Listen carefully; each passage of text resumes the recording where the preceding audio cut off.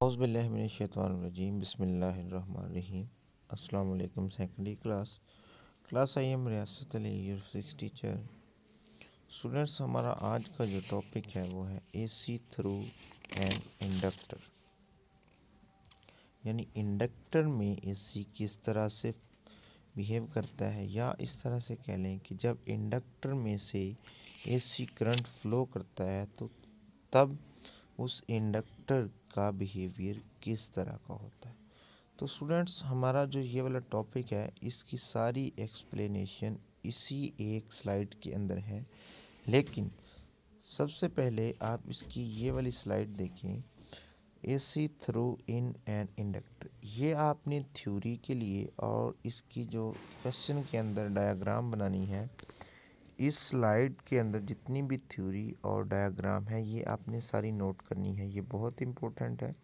तो स्टूडेंट, इस वाली स्लाइड से आप इसका लास्ट टॉपिक के साथ कंपैरिजन भी कर सकते हैं और इस टॉपिक को इसके साथ साथ समझ भी सकते हैं। तो स्टूडेंट्स, के अंदर जो डायग्राम है इसको एसी वोल्टेज के साथ एक इंडक्टर को कनेक्ट किया गया है, जिसकी हम कंसीडर करते हैं कि इसकी जो रेजिस्टेंस है वो अप्रॉक्सीमेटली इज़ इक्वल टू 0 है। अब स्टूडेंट्स, के अंदर जो वोल्टेज है वो क्रिएट करते हैं बैक ईएमएफ। ये हम लास्ट टाइम पढ़ चुके हैं। अगर हम थ्योरेटिकली इसकी बात करें तो थ्योरेटिकली इस तरह से होगी कि an inductor is a thick wire wound in a form of a coil or solenoid. It has large value of self-inductance and negligible resistance when an alternating voltage source is applied across an inductor. It opposes the flow of AC, which is continuously changing. Suppose the current I is equal to I naught sine 2 pi ft passes through the inductor and changing current setup। ये वाली बात students यहाँ से start होती है, यानी इस slide के अंदर जो डायग्राम, जो लेफ़्ट साइड पे आपको सर्किट डायग्राम नज़र आ रही है, उसके साथ ही जो इंडक्टर के साथ R इज़ इक्वल टू 0, ये वो वाली बात है कि जब हम उसकी रेजिस्टेंस 0 कंसीडर कर लेंगे। अब जो हमने अभी बात की है जो इसके A V is equal to B V लिखा हुआ है, इसी डायग्राम के ऊपर देखें लेफ़्ट साइड पे इंडक्टर के साथ ही जो एल लिखा हुआ है इसके साथ ही रेजिस्टेंस 0 और ए वी यानी अप्लाइड वोल्टेज जो है वो क्या जनरेट करते हैं, बैक ईएमएफ। तो स्टूडेंट, इसीलिए इसको लिखा हुआ है कि A V is equal to B V. अब अगर हम इसको इक्वेशन के ज़रिए लिखना चाहें तो इस डायग्राम में देखें जो नज़र आ रहा है, E L is equal to L delta I over delta T. अब इसमें एल क्या है, L is the inductance of coil and applied voltage V is equal to the back EMF, then V is equal to L delta I over delta T। ये इसका students क्या है, second equation है। First equation में क्या था, जो EMF है यानी उसकी मैग्नीट्यूड है, EL is equal to L delta I over delta T। अब इसमें क्या है, जो अप्लाइड वोल्टेज है V इज इक्वल टू किसके इक्वल है, हम बात कर भी चुके हैं कि बैक EMF के होते हैं, तो वो इसीलिए EL की जगह पे V पुट किया है। तो V is equal to L dot delta I over delta T. अब इसमें क्या है, L is constant, then V is directly proportional to delta I over delta T. Students, ये इसमें से L किस लिए एलिमिनेट किया है, फॉर एग्जांपल जब हम किसी भी इक्वेशन के अंदर से जो प्रोपोर्शनैलिटी का साइन है वो ख़त्म करते हैं तो तब हम एक कांस्टेंट लगा के और इक्वल साथ लगा देते हैं, इक्वल का साइन। अब स्टूडेंट्स, इक्वेशन नंबर 2 में इक्वल का साइन भी है और एल कांस्टेंट भी है। अगर हम इक्वल का साइन और एल को यहाँ से एलिमिनेट कर दें तो यहाँ पे एक साइन आएगा जो किसका आएगा, प्रोपोर्शनैलिटी का। यही वजह है कि V is directly proportional to delta I over delta T लिखा गया है। तो स्टूडेंट्स, अगर हम इसकी delta I over delta T की वैल्यू देखना चाहें तो वो किन किन चीज़ों के ऊपर डिपेंड करेगी स्टूडेंट्स, ये अब इसके ग्राफ के ऊपर डिपेंड करेगी, जो आपको इस स्लाइड से समझ आ सकता है। अब यही वाली जो equation I is equal to I not sine omega T, और V जो है L is equal to V is equal to L delta I over delta T, जो भी हमने बात की है। अब V is directly proportional to delta I over delta T. तो स्टूडेंट इसी स्लाइड के अंदर जो मिड वाली है, दरमियान वाला जो ग्राफ है वो देखें, वो करंट और टाइम के दरमियान ग्राफ है। दूसरा क्या है, वोल्ट और करंट के दरमियान ग्राफ है। अब इन दोनों को एक्सप्लेन करते हैं सेपरेट स्टूडेंट्स, जब हम बात करेंगे करंट और करंट और टाइम ग्राफ की, तो उसमें जो करंट का ग्राफ है वो इनिशियली ज़ीरो से स्टार्ट हो रहा है। अगर हम बात करेंगे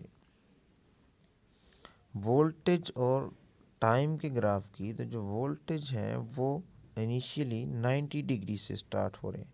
अब अगर इन दोनों ग्राफ्स को हम सम अप करके यानी इकट्ठा करके लिखना चाहेंगे, तो वो इस तरह से होगा कि जो करंट का ग्राफ है वो ज़ीरो से स्टार्ट हो रहा है और अपना साइनोसॉइडल, क्यों ये साइनोसॉइडल वेव क्यों बनाई, क्योंकि करंट जो हमारा है वो साइन का फंक्शन है, ये इक्वेशन साइन का फंक्शन है, इसीलिए साइनोसॉइडल वेव ड्रा की है।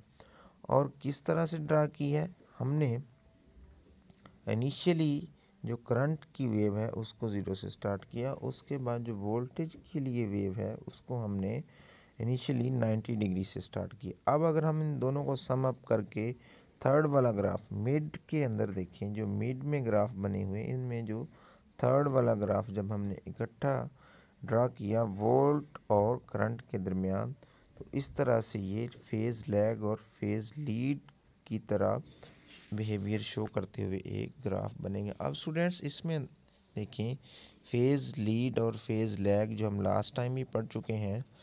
अगर हम फर्स्ट सर्कल की बात करें तो इसके अंदर क्या है, जो वोल्टेज वाला ग्राफ है वो 90 डिग्री से स्टार्ट हो रहा है। अगर हम उसको वेक्टर की फॉर्म में लिखें, जो वोल्टेज का ग्राफ है वो एट 90 डिग्री एंगल पे यानी वो परपेंडिकुलर ड्रा होगा।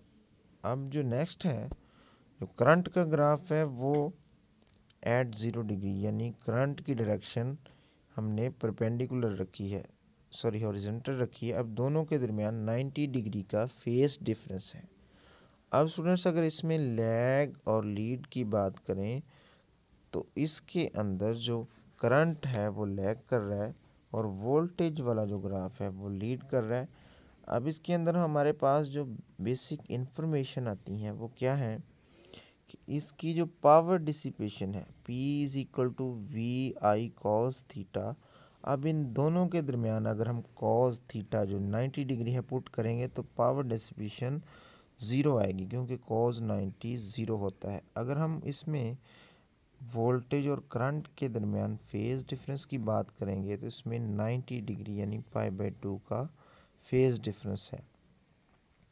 उसके बाद स्टूडेंट्स अगर हम इसकी रिएक्टेंस की बात करना चाहें या इंडक्टिव रिएक्टेंस की बात करना चाहें, तो वो किसकी इक्वल होगी, Z के, और उसको किस चीज़ से डिनोट करते हैं, XL से भी, और वो क्या होगी V/I, जो इसी फार्मूला से हम चेक कर सकते हैं।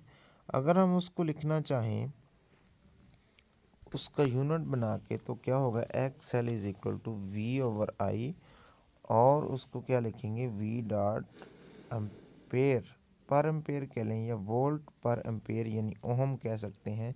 ये वाली जो मैंने अभी बात की है ये इस स्लाइड के अंदर आपको नज़र आ सकती है। ये वाली ये क्या है, इसकी इंडक्टिव रिएक्टेंस। इस स्लाइड के जो बॉटम में देखें आप, the measure of opposition to the flow of AC by the inductive coil is called inductive reactance of the inductor. It is noted by XL and is given by. अब student इसकी inductive reactance जो है वो Z है, वो XL से denote करते हैं, वो क्या है V/I, ये इसका बेसिक फार्मूला है। अब हम XL को V/I अगर इसका यूनिट लिखेंगे तो वो वोल्ट पर एम्पेयर लिखा जाएगा।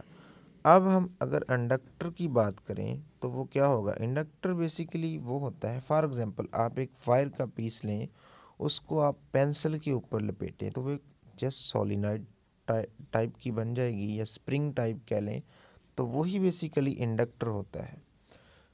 तो स्टूडेंट्स इक्वेशन 4 क्या हमें शो करवा रही है, shows the reactance of a coil depends upon the frequency of AC and inductance L of the AC and inductance L. This shows the behavior of inductance is opposite to that of capacitance of a function of frequency.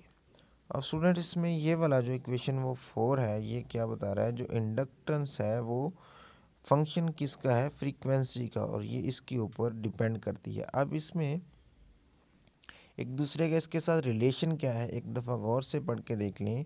Equation number 4 shows that reactance of a coil depends upon the frequency, यानी reactance उसकी frequency के ऊपर depend करती है। जो last lecture में हमने discuss किया था वो इंडिपेंडेंट ऑफ फ्रीक्वेंसी था, जिसमें हम कैपेसिटर लगा के, उससे पहले रजिस्टर लगा के बात की थी, वो इंडिपेंडेंट ऑफ, एक केस में इंडिपेंडेंट ऑफ फ्रीक्वेंसी था। इसमें क्या है, depends upon frequency of the AC. अब स्टूडेंट इसके अंदर ये वाला जो स्लाइड है इसमें शॉर्टकट दिखाया गया था कि अगर हम लो फ्रीक्वेंसी पे चेक करें तो कोई भी इंडक्टर बेस्ट वर्क करेगा। अगर हम हाई फ्रीक्वेंसी के ऊपर इंडक्टर को यूज़ करें तो उसका रोस्ट यानी बहुत ही कम रिज़ल्ट होगा जो पॉजिटिव की तरफ आएगा। अब स्टूडेंट इस स्टेटमेंट को गौर से पढ़ेंगे तो हमें फिर पता चलेगा कि ये किस तरह डिपेंड करती है। This shows the behaviour of inductance is opposite to that of capacitance of a function of frequency XL is low for low f but XC is high, XL is large for large f but XC is small, but the behavior of resistance is independent of frequency. अब जो resistance का students के अंदर behaviour है वो independent of frequency है। No power is dissipated in a pure inductor. जो students हमने बात की थी कि पी वी के साथ जो आई के साथ हमने साइन थीटा कॉस थीटा लगाया था 90, उसकी वैल्यू 0 हो गई, तो वही वाली डिसिपेशन है कि प्योर इंडक्टर के अंदर कोई पावर डिसिपेशन नहीं होती। और स्टूडेंट्स के अंदर हमने 2 दफ़ा बात करनी है पावर डिसिपेशन की, ये वाला सर्कल का पार्ट यूज़ करते हुए। ये जो राइट साइड पे बिल्कुल बॉटम के अंदर जो ग्राफ बना हुआ है P is equal to V I cos theta के साथ, इसको यूज़ करते हुए हमने ये चेक करना है कि जब हम इंडक्टर को अप्लाई करते हैं एनर्जी तो वो कुछ एनर्जी स्टोर कर लेता है। जब AC अपना नेक्स्ट साइकिल मूव करता है तो वो पोलैरिटी चेंज करता है। तो जब वो पोलैरिटी चेंज करता है उस दौरान वो वाला इंडक्टर जो एनर्जी उसने स्टोर की होती है वो नेक्स्ट फॉरवर्ड कर देता है।